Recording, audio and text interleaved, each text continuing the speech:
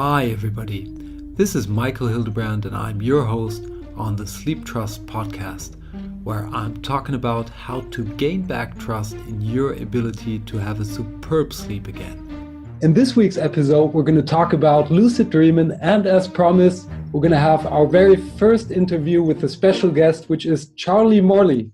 So welcome to the Sleeptrust podcast, Charlie. Thank you. It's a pleasure to be here. To tell our listeners what you're doing, I would like to take the first couple of seconds to introduce you. So Charlie is not only the number one lucid dream coach when it comes to Google. So I Googled best lucid dream teacher. That's not that's not how I found you actually. He's a lucid dreaming teacher since 2008. He's also an authorized teacher of Tibetan Buddhism, which is quite interesting. Since 2010, he offers retreats all around mindfulness, dreaming, and sleeping in over 20 countries. He's been with that. He's got 3 books out there, of which one is ordered and on its way to my home, which is Dreaming Through Darkness. Really looking forward to read that.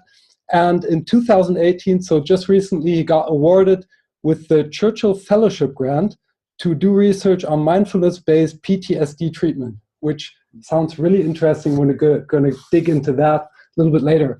But I want to kick off this interview with a question you probably heard half a dozen times. So for our listeners, what is lucid dreaming in your words? Half a dozen million times I've heard that, but I love answering it all of those times. So that's a perfect question. What is lucid dreaming? So a lucid dream is a dream where you know that you're dreaming as the dream is happening. So you're still asleep, you're totally sound asleep in REM dreaming sleep, but part of the mind part of the brain switches back on again and gives the subjective experience of knowing that you're dreaming. So essentially a dream where you go, aha, this is all a dream. That's a lucid dream. So it's not just a really vivid dream.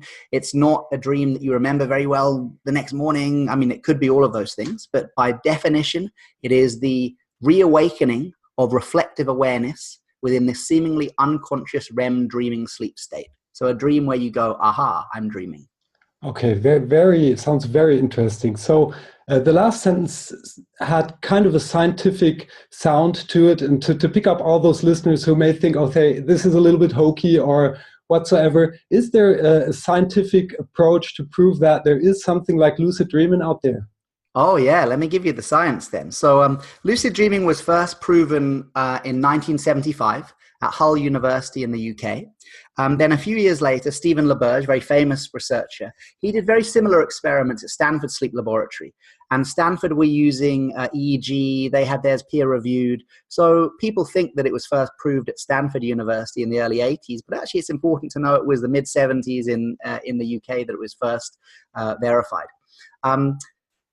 I'm actually going to look at how they verified it more recently, though. So the first studies go back to the 80s, but in about 2010, 2011, we have this real resurgence in lucid dream science.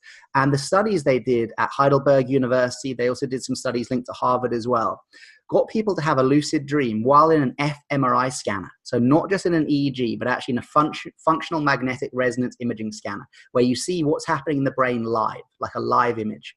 So I've been in one of those scanners when they do these meditation studies and they need to see whether meditators have different brains. I'm sure I was terrible and my brain hasn't changed at all. But anyway, when I was in that study, I remember thinking, how can anyone fall asleep in one of these machines? Because they're so noisy. They go, duck, duck, duck, duck, duck, duck. It's like a techno rave while you're trying to meditate in this brain scanner. But some dude in Germany did manage to fall asleep in one of those scanners, and he was a great lucid dreamer. And he became lucid, and they saw what part of the brain switches on. Now, in normal dreaming, non-lucid, the back part of the brain, around the brain stem and the visual areas, very stimulated. The front part of the brain, the prefrontal cortex, which seems to be where your sense of agency, your sense of self, your sense of I am having an experience resides, very little activity, almost entirely switched off in non-lucid dreaming. Mm-hmm. When the dude had a subjective experience of a lucid dream, they saw the front part of the brain, boom, just light up. And it was specifically the right dorsolateral prefrontal cortex. That was the part of the brain that switched on. And what this study did was not only show the direct neural correlates of lucid dreaming, but actually it led to a much bigger study in studying meta-consciousness. meta-awareness, because of course it's very difficult to see where awareness comes from, because you're either aware or you're asleep. But lucid dreamers allowed scientists to see what part of the brain lights up when we become aware. And it was these frontopolar regions, the right dorsolateral prefrontal cortex. So yeah, any naysayers out there, any skeptics? Lucid dreaming is for real. We have the science. Okay, I think you convinced all of us. Good. So where I actually stumbled over you, okay, was when I did the research on the podcast episode about lucid dreaming. And actually, I would have stumbled over you anyway, because at some point you find Charlie Morley. But I found a page, I think it was on dreamstudies.org, where they laid out 3 videos, must-see videos on lucid dreaming. And yours actually kind of touched me on a deeper level, because you were not only talking about flying around and having sex and stuff like that. You were talking about embracing nightmares and... it was the TED Talk one, maybe. Yeah, right. Yeah. It was the TED Talk. And you shared this story of a very personal nightmare. And I was wondering, maybe, can you still share this story? Do you still have a present, what you dreamed, and what was kind of the way to handle this?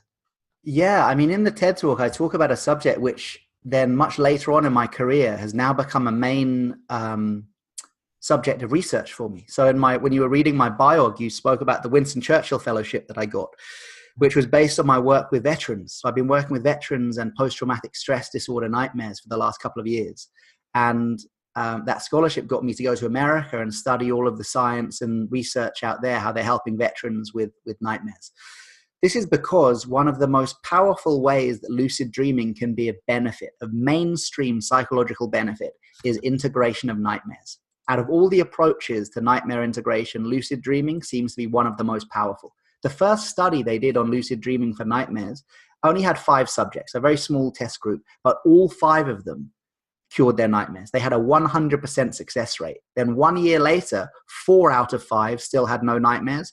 1 out of 5 had nightmares occasionally. So even the first study they did, they were going, wow, there was something about lucid dreaming and nightmares that is very, very powerful. And of course there is, because in a nightmare, you don't know you're in a nightmare. That's why a nightmare is scary, because you think that you're actually back in Iraq or Afghanistan, or if you're one of these soldiers or the veterans. If you can become lucid in the nightmare and go, oh, okay, I'm not really back in Iraq, I'm dreaming I'm back in Iraq, that is a huge deconditioning effect on the brain. Because when we dream, the brain thinks we're there. It doesn't think you're dreaming about being in Afghanistan. It thinks you're there. So the sympathetic nervous system sets on, adrenaline's released into the bloodstream, cortisol, all the stress hormones go. But once you become lucid and you tell the brain and mind, no, I'm not back in Iraq, I'm dreaming I'm back in Iraq, not only do those same stress signals get switched off, but you actually allow the loop of post-traumatic stress nightmares, which are kind of stuck on like a broken record going round and round and round. You pick up the needle and you allow the record to spin to the next. So you can have very, very powerful effects of lucid dreaming to treat nightmares. And as I said in the TED Talk, that was one of my first ways into lucid dreaming, because I was doing all this kind of spiritual stuff in my lucid dreams and trying to meditate and everything. But whenever I saw a monster or something scary or something nightmarish, I tried to get rid of it. I tried to fight it. I tried to push it away. I thought it was not Buddhist, not spiritual. And then my Buddhist teacher said, no, do the opposite. He said, everything you meet in the nightmare is you. So if you meet a monster, what part of you is that? And I was like, well, if it's a monster, I guess it's a part of me that's very angry, a part of me that's unloved, a part of me that's dangerous, a part of me that's aggressive. And he went, yeah. So how can you integrate that? And I thought, well, show it love. He went, absolutely. So whenever you're in a lucid dream and you meet zombies or you meet monsters or you meet scary things or the bully from school, you remind yourself, this is just my mind. This is my mental projection of fear, my mental projection of anger, my mental projection of the childhood abuse that happened to me. And now I have an opportunity. I have an opportunity to heal it. I can move towards the source of the nightmare and either show love to it or embrace it or dissolve it into light. And that can be such a powerful experience and have such a strong kind of placebo effect of healing that it can lead to very, very powerful healing while you sleep. That sounds so powerful. I'm sure that many of our listeners really can relate to that and see this as a reason to actually try to practice lucid dreaming. But I've got one more question to the nightmares and to lucid dreaming in general. So if we have, first of all, you said, especially when it comes to the veterans, the first step is to be conscious about that you're dreaming at all. So you don't want to particularly change anything. You just kind of notice, is that the way how you would start to see things? If I was working with someone with nightmares, I'd give you like a 4-stage protocol. So if you were going to use lucid dreaming, which isn't necessarily the best, there could be lots of other methods. And often with the veterans, lucid dreaming isn't the best thing to work with. It's something like yoga nidra or one of the other meditations. But let's say you've chosen lucid dreaming. Option number 1, become conscious in the dream. Okay, I'm dreaming, and then get out. Just wake yourself up, bail. Think, okay, I'm dreaming, get out. And maybe listeners have had that, where you've been in a nightmare and you go, I've got to wake up. That was lucid. Once you instructed yourself to wake up, you kind of knew you were dreaming. So that's option number 1. And it gets you out of the traumatic nightmare, but the nightmare content is still there, still unintegrated. So option number 2, become lucid in the nightmare, know that you're dreaming, and stay there. Don't wake up. Intentionally stay in the nightmare. Don't change anything, but just stay in there for as long as you can. So maybe just 5 seconds, go, okay, it's just a dream. It's just a dream. It's just a dream. It's just a dream. That's brilliant. That's so good, because you're showing that there's nothing to be afraid of. It's just a dream. But again, the trauma is still there. Option number 3, become lucid in the nightmare and move towards the trauma. So let's say you have a recurring dream of a person in a black hood chasing you. In option number 3, you'd get lucid and you'd move towards the person in the black hood. You wouldn't run away. You'd move towards them. And you could move towards them and hug them, or you could move towards them saying loving things. You could move towards them saying, you are just a dream, whatever, but you move towards them. That's quite good. And then option number 4, the most powerful one, is you get lucid. And even if the trauma isn't in the nightmare, you intentionally call the trauma to you. So you become lucid and you say, fear of spiders, come to me. Or trauma in my relationships, come to me, whatever. You actually call it to you. Now, that's a very powerful experience. And some people listening might be worried. Could we not become re-traumatized within the dream by doing that? You've got to look at the role that dreams play. The reason that all mammals dream, apart from the anteater, which is a cool sleep fact, apparently, the anteater's got a slightly different brain to others. But most mammals dream, all mammals dream, in fact. And humans not only dream, but we have nightmares.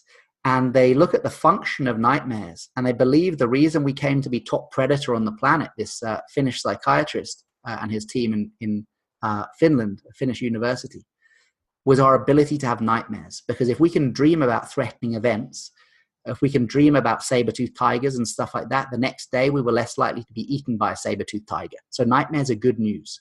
So we know that the nightmare is actually to integrate trauma. So if you become lucid and you call forth a shadow, don't worry, you're not going to be re-traumatized, because you're in a space, the dream space, which is designed to integrate trauma. So in fact, in many ways, you're perhaps talking therapy. You could be more likely to be re-traumatized than dream therapy, because at least in the dream, if it's too much, you'll just wake up. Okay. The dream will say, nah, too much, get them out. So there's kind of a safety valve in there. So it's actually quite a safe place to do the work. Okay. That sounds really, really powerful. And, when I think about my dreams, and I had a lucid dream on accident, must be 20 years ago. So it wasn't something I consciously trained, but I had a dream I wasn't actually lucid in, where I used to have quite a fear about dying and stuff like that. Yeah. So I had this dream where I kind of fell down an elevator, and there was this point when I knew, there's kind of no way out here, and I just let go. And that was so powerful for me. So I took this feeling kind of out of the dream into my real life. Brilliant. Kind of. Brilliant. And did that affect your fear of death? Absolutely. Yeah. I'm not afraid of the death. Okay, I don't particularly like people dying or something like that. Of course, but it kind of took this, strange fear, or maybe too much, and gave me this feeling, okay, it's just a piece of letting go, and it all belongs to each other. Together somehow. Yeah. And that was not even lucid. So I think if we really train this lucid dreaming, it's a super powerful thing that I would recommend everybody of our listeners to give it a chance, and definitely do so if you've got nightmares, as you heard Charlie talk about. But also, as you say, you can have very strong healing happening in non-lucid dreams. Lucid dreams are not better. They're not better than non-lucid dreams. They're just a different type. And even if you have a lucid dream every night of your life, so let's say 7 nights a week, you have one lucid dream. Because you have about 5 dream periods based on an 8-hour sleep cycle, that still means like 90% of your dreams will be non-lucid. So even as lucid dreamers, we have full respect for non-lucid dreams. Like if you ask me my most powerful dream experiences, okay, number 1, yes, it's a lucid dream. But number 2, number 3, number 4, non-lucid.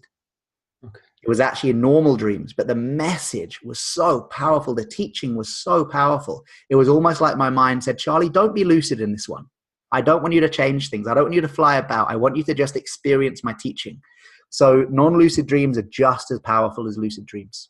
Okay, that's interesting to hear from a lucid dream teacher. So yeah, people don't expect me to say it. They think, oh, he's just going to say lucid dreams are the best. No, lucid dreaming is like a direct conversation with the dreamer. But non-lucid dreaming is like a letter writing from the dreamer. And sometimes a letter is better than a face-to-face conversation. In other times, a face-to-face conversation is better than a letter. It's not better or worse. It's just knowing when to use which modality. To stick to our usual time frame, I broke this interview up into 2 parts. So you can listen to the second part next week, or if you can't wait that long, you're able to listen to the interview in full length right away on our just recently launched Facebook page. Either way, I hope you enjoyed this week's episode and that you tune in next week. And until then, have a superb sleep. Hey there, and thanks for listening to the Sleeptrust podcast. I hope you've enjoyed this episode. If you want to get further information on this podcast or material that will help you to gain back your sleep trust, please check out sleeptrust.eu. That's sleeptrust.eu, where you will get lots of information around sleep. And here comes some legal stuff. Everything on this podcast is my opinion only, so do not take it as an advice, as I am not a doctor, nor have I considered your personal situation. If you feel that you need medical advice, please consider getting an appointment at your doctor of trust. If you want to give me any kind of feedback on this podcast, feel free to email me at podcast@sleeptrust.eu. I hope you tune in again next week, and until then, have a good sleep.